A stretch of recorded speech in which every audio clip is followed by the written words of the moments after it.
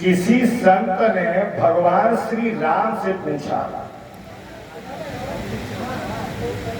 प्रभु ये बताइए,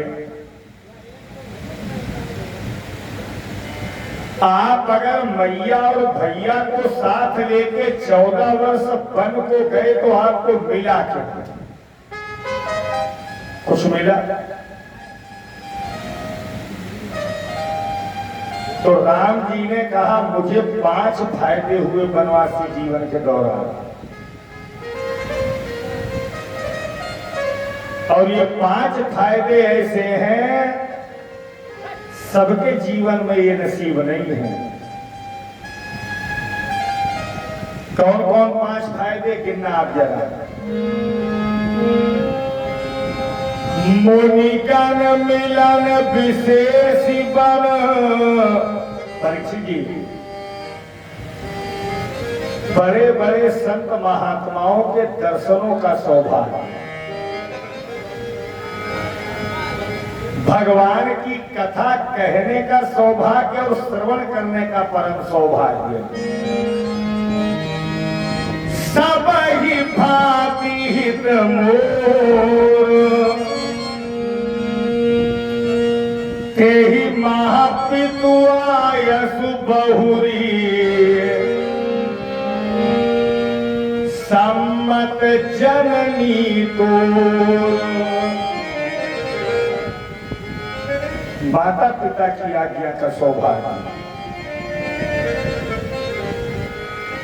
संतों महात्माओं के कल्याण का, सनातन धर्म की स्थापना का उद्देश्य लेके जब भगवान 14 वर्ष वन को गए तो चित्रकूट में भगवान पहुंचे।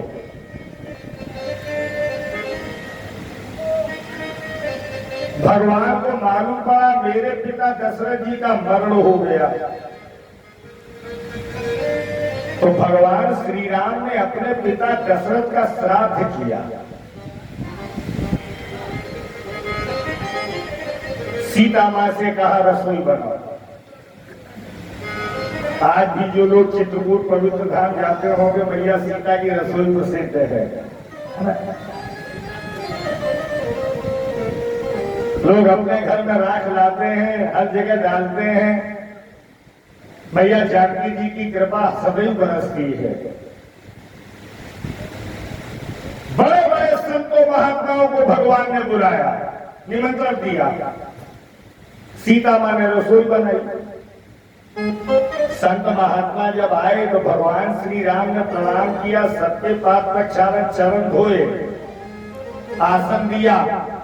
सीता मां से कहा रसोई बनाओ और परोसो। लेकिन सीता मां ने उन संतों महात्माओं के विप्रों के आगे रसोई परोसी नहीं है। भैया लक्ष्मण को साथ लेके सबको भोजन करा के दक्षिणा दे के विदा किया भगवान ने। इसके बाद सीता जी को बुलाया। क्यों सीते, जिस रसोई को आप अपने हाथों से बना सकती हो, उसे महात्माओं के आगे परोसने में क्या जाता था। तो सीता मां के नेत्रों में आंसू आ गए। राम जी से कहा प्रभु क्षमा करना, ये जितने संत महात्मा बैठे थे हमें एक भी संत महात्मा नहीं लगे। राम जी ने कहा क्या लगे? बोले आज मेरे ससुर दशरथ जी का श्राद्ध था, तो उन संतों महात्माओं की छवि में मेरे ससुर दशरथ जी की छाया हमें नजर आई, उनकी छवि नजर आई। मैंने सोचा जीवन भर मेरे पिता दशरथ ने हमें अयोध्या के राजमहलों में राजसी ठाट बाट में देखा, ऐसा न हो जंगल के इन वलकर वस्त्रों में हमारे ससुर हमें देख लें, तो अभी तक तो मरने के बाद दशरथ जी राव गए और सुरधाम स्वर्ग भी छोड़ के कहीं न चले जाए। तो भगवान श्री राम को लगा 12 वर्ष हो गए सीता जी को मेरे साथ वन में आए, और इन 12 वर्षों के अंतर्गत धन्य है आदर्श मैया सीता। अपने पति राम के आगे सुख की याद नहीं की और दुख की कभी शिकायत नहीं की। यत्र नारी पूज्यन्ते रमन्ते तत्र देवता।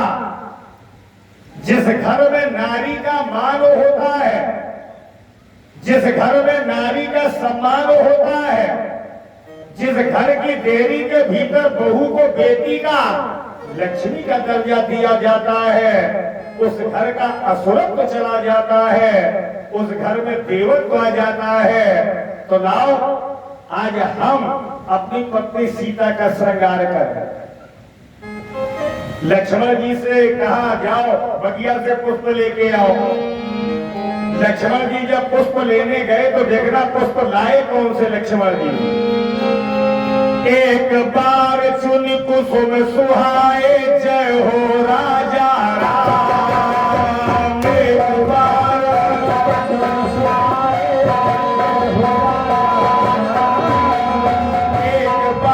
चुन कुसुम सुहाए जय हो राजा राम।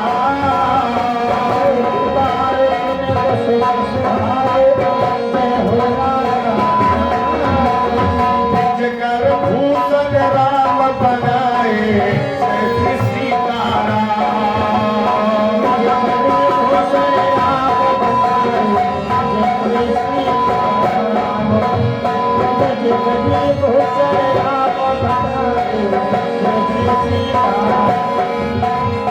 सीता ही बहिराए अति सादर जय हो राजा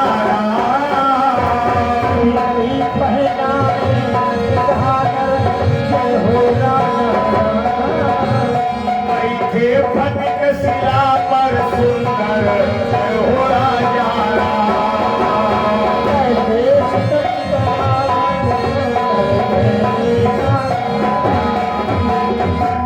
लक्ष्मण जी जब फूल लेकर के आए तो साधारण पुष्प नहीं लाए, चुन करके लाए। चुन करके मतलब जो फूल पक करके डाल से गिरने वाले हैं उनको लक्ष्मण जी ने चुना। आवाज हवा बुरा नहीं मानना, कभी कभी पुण्य में भी हम आप पाप कर बैठते हैं। सावन में रुद्राभिषेक होता है, संकल्प लेते हैं भोलेनाथ के ऊपर 51, 108, 121, 151 बेलपत्र चढ़ाएंगे तो तोड़ेंगे नहीं। कुल्हाड़ी लेके गए, बेलपत्र की पूरी डाल कुल्हाड़ी से काटी और घसीट के घर में। अच्छा सही बताओ, ये पुण्य कर रहे हैं कि हम आप पाप कर रहे हैं?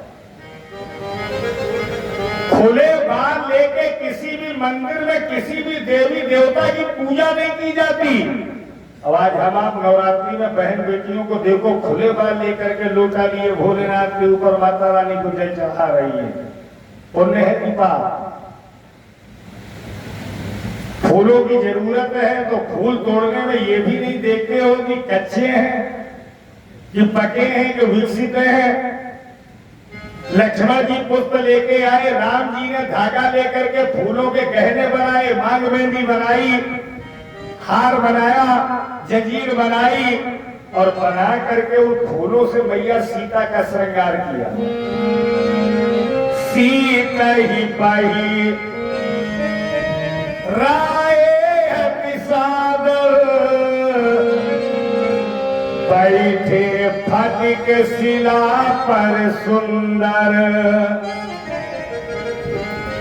मैया जानकी जी का श्रृंगार किया और सीता माँ की गोद में सर रख करके भगवान सो गए। 33 कोटि देवताओं ने देखा तो शंका कर दी ये ब्रह्म है।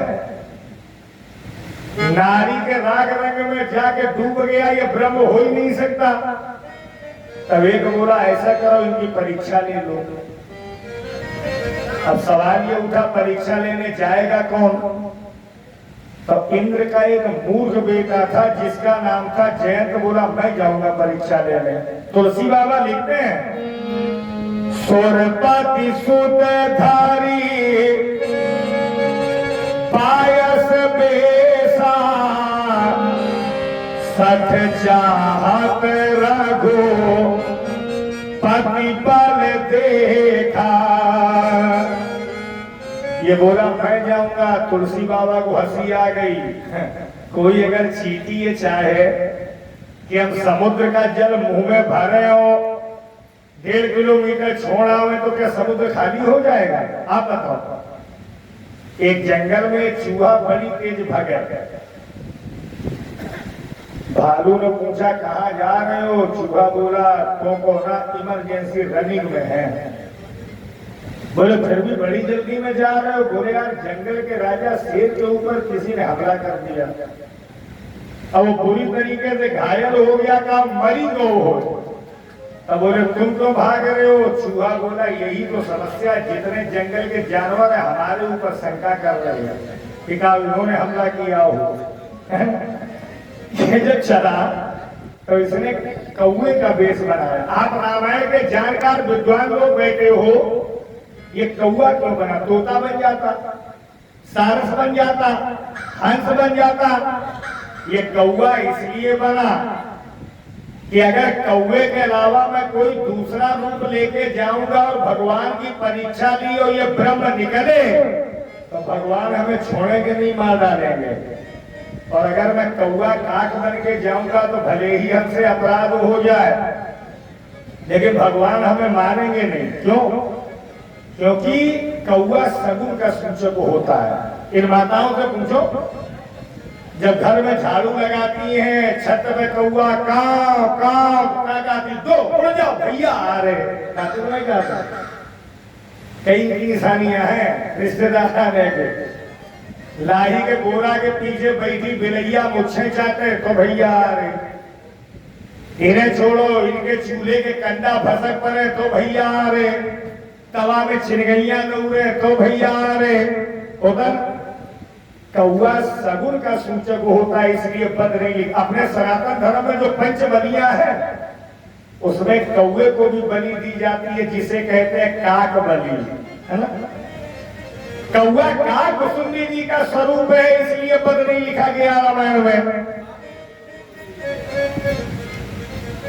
माता जानकी जी बिचारी ये भी नहीं समझ पाई कहाँ का कौवा, कैसा कौवा। इसने माता जानकी जी के पैरों में चोंच मारी। वाल्मीकि रामायण में लिखा है वक्षस्थल में चोंच मारी। लेकिन तुलसीदास जी सीता जी को मानते हैं माँ, राम जी को मानते हैं पिता, और किसी मर्यादित ग्रंथ में कोई बेटा अपनी माँ के लिए ऐसा शब्द लिखे अशोभनी तो घुमा दिया गोस्वामी जी ने। सीता चरण